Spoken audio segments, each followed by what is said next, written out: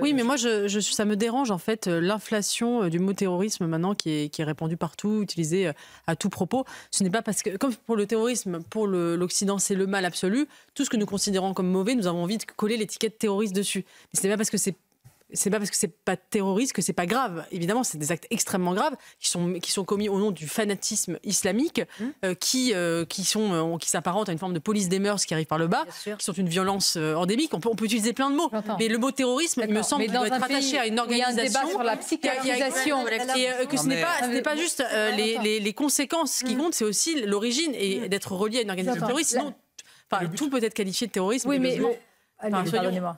Et le but, c'est une définition juridique précise. Moi, ce qui me surprend un petit peu, on peut discuter de faire du juridisme sur le terrorisme, mais il y a un climat de terreur qui se répand en France, qui se répand vis-à-vis des Français, entre guillemets, de souche, mais qui se répand vis-à-vis également de gens d'origine immigrée qui veulent vivre à la française. Et donc là, on a un cas concret d'une personne, d'ailleurs réfugiée, qui vient d'Afghanistan, où la sociologie, les structures mentales, la vision de la société est totalement différente. Je remarque d'ailleurs que ce n'est pas le premier acte commis par un Afghan. Bon, il ne reste pas moins que vous avez actuellement, vous le dites, une police des mœurs, une police religieuse, vous avez des gens qui veulent codifier le quotidien, vous avez une terreur dans le quotidien, vous avez des professeurs qui n'osent plus s'exprimer. Donc, quand on parle de terrorisme, il y a l'approche juridique.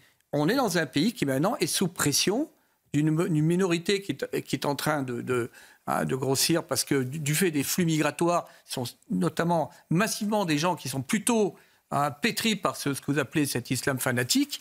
Et aujourd'hui, force est de constater qu'on ne peut pas dissocier cet acte individuel de cette terreur générale qui caractérise notre société. C'est une qualification juridique précise qui implique une différence de traitement, etc. Moi, je me méfie de l'extension des mots. Gérald Darmanin avait parlé également d'éco-terrorisme. Il y a une façon de galvauder. Oui, attendez, galvauder, oui et non. Quand vous voyez comment les paysans de la Creuse, de la Haute-Vienne, et je reviens sur le climat de terreur. Comment cette ultra-gauche s'est implantée dans la région, exerce des pressions quotidiennes physiques, c'est pas pour ça que c'est du terrorisme. Mais non, mais c'est pas parce que c'est grave que c'est du terrorisme. Je dis pas que c'est pas minimisé, que de ne pas employer le mot terrorisme. Il n'en reste pas moins que sortez du débat qui relève du juridisme. C'est quand même le fondement. Mais ça a une implication juridique. Le cœur de la question, c'est qu'est-ce qui se passe en France? Comment se fait-il aujourd'hui qu'un professeur n'ose plus enseigner l'histoire de France? Je nie absolument pas. Parce qu'il a peur. Et il y a une terreur du quotidien. C'est ça la réalité. Il y a une peur que les éléments juridiques. Et la question que je pose, c'est comment vivre quel que soit le pays avec un tel contexte? C'est-à-dire qu'il faut quoi? Barricader, sanctuariser nos lieux de culte, nos écoles. On est dans la bunkérisation, c'est-à-dire qu'on subit... Regardons un peu ce qui s'est passé en France. Il était inimaginable, il y a 30 ans, que l'on gardât les églises à la nuit de Noël ou le jour de Pâques. Donc on glisse progressivement, on évolue. Non, mais c'est ce qui se passe qui est insensé.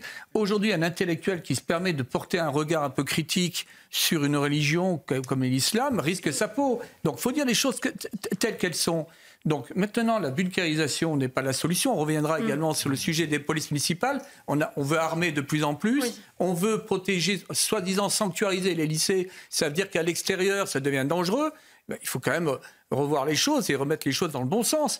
Il faut rétablir la loi républicaine, il faut défendre nos valeurs, nos identités, et puis ceux qui ne les acceptent pas devront partir de ce pays. S'il y a des gens qui véritablement refusent le pacte républicain... Comment vous faites? J'entends, mais là, la première chose quand même, c'est que quand vous verrez, elles circulent sur les réseaux sociaux, on ne va pas les diffuser pour l'instant, nous attendons confirmation. Qu'il s'agit bien de ça, je veux dire que c'est au sein quand même c'est frappant. Oui. J'ai dit Père Hamel, c'est-à-dire qu'il n'y a plus d'endroits, il n'y a plus de lieux qui sacrés. Sont d'endroits sacrés, sanctuarisés, protégés. Je l'avais juste de regarder quelque chose. Dans les années 80, c'était... moi j'étais sur le terrain, c'était rarissime, mais quand je disais tout à l'heure que nos paysans dans le Gers ou en Haute-Garonne avaient tous un Opinel, pour autant vous n'aviez pas d'attaque dans la rue. Donc il faut quand même dire les choses telles qu'elles sont. Alors, à quoi l'attribuez-vous alors? À des phénomènes culturels. Ben voilà, d'accord. Un lien avec l'arme blanche qui procède également d'un lien Phénomène culturel. culturel et fragilisation aussi. Je dis ce que disent certains experts, pas moi, mental aussi. Est-ce que ce sont deux données ou alors il n'y a que l'aspect culturel Il est prédominant. Il est prédominant. Oui. Non, enfin, il y a des statistiques, surtout de violences faites aux personnes. Des atteintes aux personnes explosent. Alors après, en effet, on n'a pas le détail propre. Non, parce qu'on ne sait pas si c'est au couteau ou pas. Oui, Voilà. mais déjà de manière générale, on a il y a déjà une violence à l'endroit de l'autre qui explose depuis 5-6 ans, où on est passé de 250 000 faits constatés en 2018 à 350 000 en 2022. 100 000 il y a une querelle agressions là-dessus, entre le taux d'homicidité, je crois, c'est ça le terme. Non, mais attendez, il y a une réalité. Je parle d'atteinte aux personnes. Il y a une réalité, c'est qu'un gendarme ou un policier sur le terrain craignait beaucoup moins, il y a 30 ans, une agression au couteau. On le structurait même pas mentalement. Bon, sachant que quand on regarde les tenues qui ont été évoluées, ça signifie bien qu'il y a un changement profond de notre société. Et sont tombés dans l'amalgame. On a quand même un département qui s'appelle la Seine-Saint-Denis, où des gens de confession juive ne peuvent plus vivre. Certains ne peuvent plus, s'il vous plaît. Général, n'essentialisez pas, parce qu'il faut garder le sens de la nuance pour décrire et poser le bon diagnostic. Que vous avez une terreur d'atmosphère et que le recours de plus en plus fréquent au couteau ne peut pas être dissocié d'une certaine prégnance culturelle. Bien. Voilà. Je rappelle faut dire les choses. À cette